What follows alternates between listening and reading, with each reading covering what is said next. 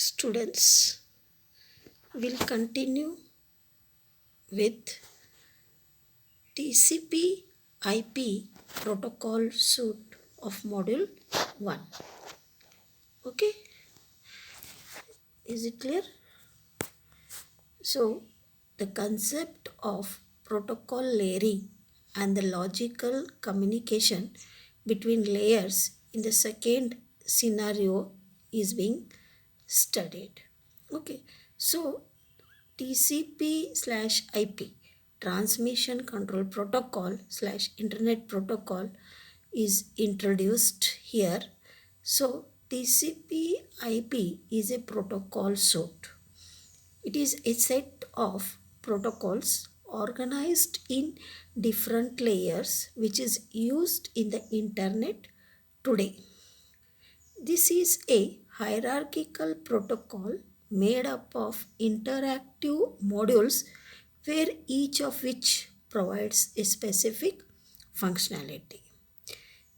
The term hierarchical means that each upper level protocol is supported by the services provided by one or more lower level protocols.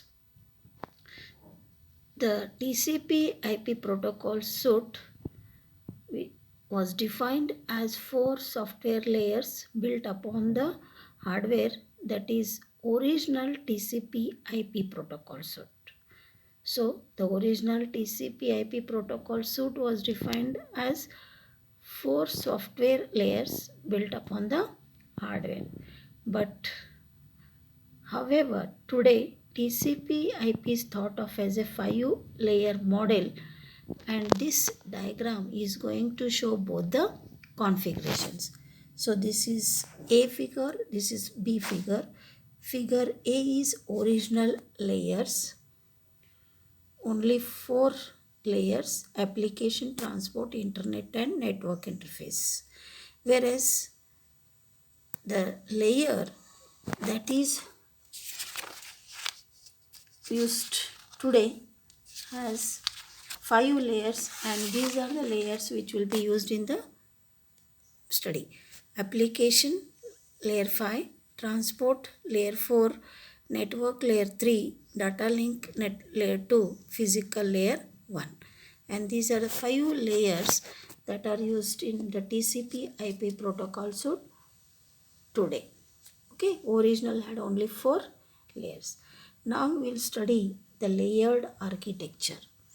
So, in the TCP/IP protocol suite, how the layers are involved in communication between two hosts, then we have to show that.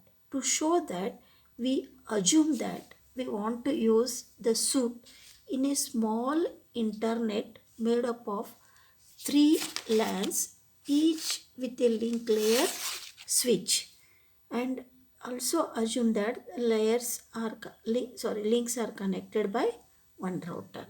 So is it clear? Is it clear? The two assumptions are: we want to use a suite in a small internet made up of 3 LANs, that is links, each with a link layer switch. We also assume that the links are connected by one router. Okay, so this is a diagram that is showing the communication through an inter. Okay, you can see that the links are connected by a router. So you can see link 1, link 2, link 3 are connected by a router. Okay, and it is a small internet made up of 3 LANs. 3 LANs links, each with a link layer switch. So this is A, this is B, this is C. Okay, is it? Then we'll assume that computer A wants to communicate with computer B. Okay, so there are 5 communicating devices in this communication: source host, computer A, link layer switch in link 1, the router, the link layer switch in link 2, and the destination host computer B. So is it clear? Destination host computer B. These are the 5 communicating devices in the communication from computer A to computer B. Each device is involved with a set of layers depending on the role of the device in the internet. The 2 hosts are involved in all 5 layers. Okay, the 2 hosts are involved in all 5 layers. The source host needs to create a message in the application layer and send it down the layers so that it is physically sent to the destination host. The destination host needs to receive the communication at the physical layer and then deliver it through the other layers to the application layer. So message from here will travel this way from here to here, switch, router, then router, switch, router, and this is destination B computer. The message has to reach here, application layer of destination B. Okay, then if we see this router, the router is involved in only 3 layers. The router is involved in only 3 layers. There is no transport or application layer in a router as long as the router is used only for routing. Okay. Is it clear? Although a router is always involved in one network layer, it is involved in n combinations of link and physical layers where n represents the number of links the router is connected to. Okay, is it clear? N represents the number of links router is connected to. Okay, the what is the reason for this is that each router is involved in 3 links, but the message sent from source A to destination B is involved in 2 links. Then each link may be using different link layer and physical layer protocol. The router needs to receive a packet. So here the router needs to receive a packet from link 1 based on one pair of protocols and deliver it to link 2 based on another pair of protocol is a function of router. Then a link layer switch in a link, however, is involved in only 2 layers, data link and physical. Okay, physical. Each switch you can see has 2 different connections. The connections are in the same link which uses only one set of protocol. Means that unlike a router, a link layer switch is involved only in data link and one physical layer. You can see switch involved in only one data link and physical layer.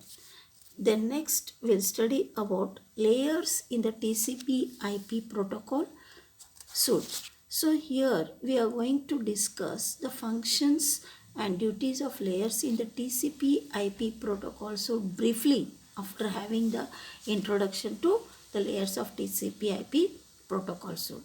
So each layer is discussed in detail. Okay.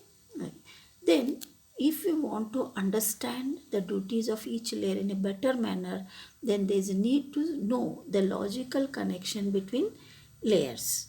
So this figure shows the logical connection in the simple internet.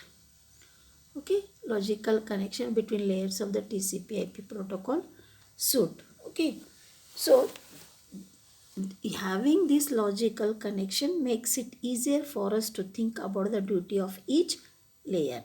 So whatever is the duty of the application, transport and network layers is end to end.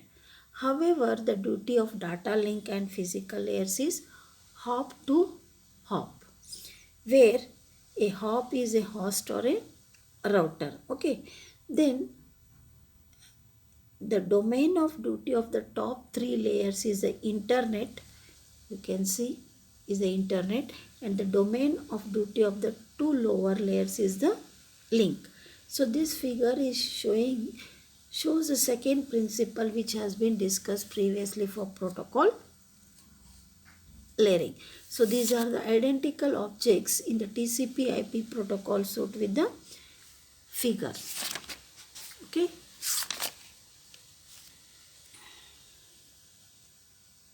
So is it clear?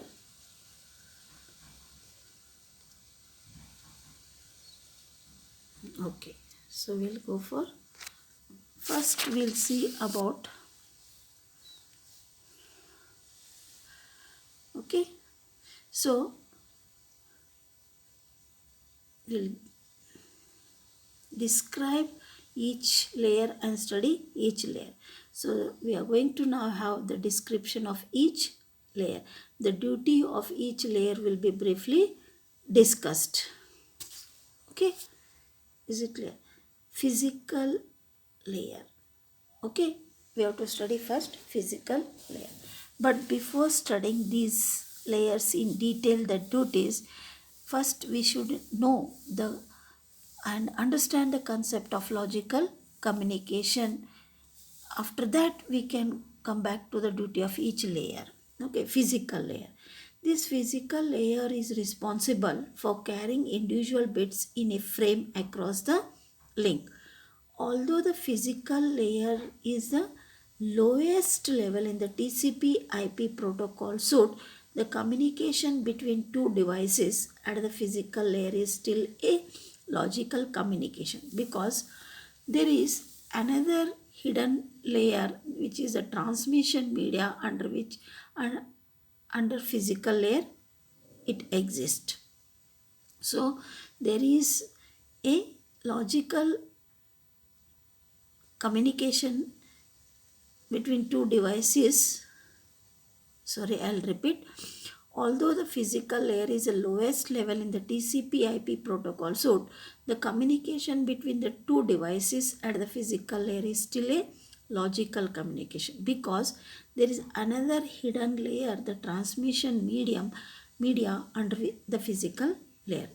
So there is a transmission media which is cable or air to connect the two devices.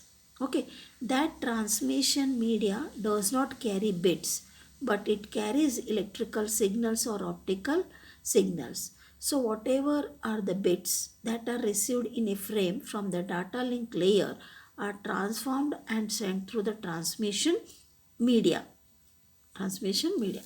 Then, so here there is a need to think that the logical unit between two physical layers in two devices is a bit. There are several protocols that transform a bit to a signal. So this is about physical layer. Okay. Next we'll go for data link layer. Okay. So when we studied internet, we have seen that a internet is made up of several links which are LANs and WANs, and they are connected by routers. Okay, so when a datagram can travel from the host to the destination, then there may be several overlapping sets of link for the datagram to travel from the host to the destination. Then the routers which are present in the path are responsible for choosing the best links. So the data link layer is responsible for taking the datagram and moving it across the link when the next link to travel is determined by the router, however. So the link can be a wired LAN with a link layer switch, a wireless LAN, a wired LAN, or a wireless WAN. Then there is also possibility of having different protocols used with any link type. The data link layer in each case is responsible for moving the packet through the link. The TCP IP does not define any specific protocol for the data link layer. So MS protocol does not define any specific protocol for the data link layer, but it supports all the standard and proprietary protocols. any protocol which can take the datagram and carry it through the link suffices for the network layer. Then the data link layer takes a datagram and encapsulates it in a packet called a frame. So here we come across frame at the data link layer. Each link layer protocol may provide a different service. Some link layer protocols provide complete error detection and correction. Some provide only error correction. Okay. So this is about data link layer. Next we'll see about network layer. So in the previous figure, if you see the logical connection at the network layer is between the two hosts. So this is a network, this is a network, this is a network. The logical connection at the network layer is between the two hosts. So we can only say that identical objects exist between two hops in this case, because a router, here is a router may fragment the packet at the network layer and send more packets than received. The link, there is one important thing to note, the link between two hops does not change the object. So with this we are going to study the network layer. Okay. The network layer is responsible for creating a connection between the source computer and the destination computer. Host to host is the type of communication at the network layer. There can be several routers from the source to the destination, however. The routers in the path are responsible for choosing the best route for each packet. So, what we have to say, we can say is that the network layer is responsible for host to host communication and routing the packet through the possible routes. Okay, routes. Then the question arises, why there is a need of network layer. Then network layer, with this duty of network layer, the routing duty could have been added to the transport layer and dropped this network layer would be thought. But there is one reason why network layer is needed, is a separation of different tasks between different layers. The one more reason is there that routers do not need the application and transport layers. So separating the task allows us to use fewer protocols on the router. The network layer in the internet includes the main protocol called Internet Protocol IP. This Internet Protocol IP defines the format of a packet called a datagram at the network layer. IP also defines the format and structure of addresses used in this layer.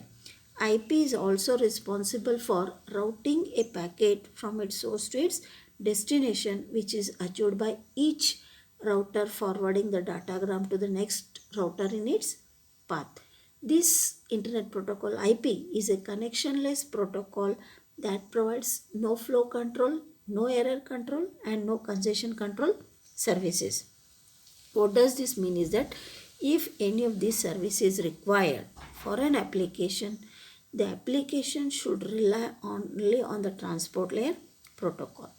The network layer also includes unicast, means one-to-one, and multicast, one-to-many routing protocols. A routing protocol does not take part in routing. It is the responsibility of IP, but it creates forwarding tables for routers to help them in the routing process. The network layer has some auxiliary protocols that help IP in its delivery and routing packets. So there are some auxiliary protocols at the network layer that help IP in its delivery and routing. ICMP, which stands for Internet Control Message Protocol. This helps IP to report some problems when routing a packet. The next one is IGMP, Internet Group Management Protocol, is another protocol that helps IP in multicasting. The next is DHCP, which stands for Dynamic Host Configuration Protocol, that helps IP to get to the network layer address for a host. The address ARP, address resolution protocol, is a protocol that helps IP to find the link layer address of a host or router when its network layer address is given. Okay, so this is about the network layer. So next we have transport layer, application layer. Okay, transport layer and application layer. So I'll stop here. I'll continue the two layers in the next lecture. You go through this. Okay.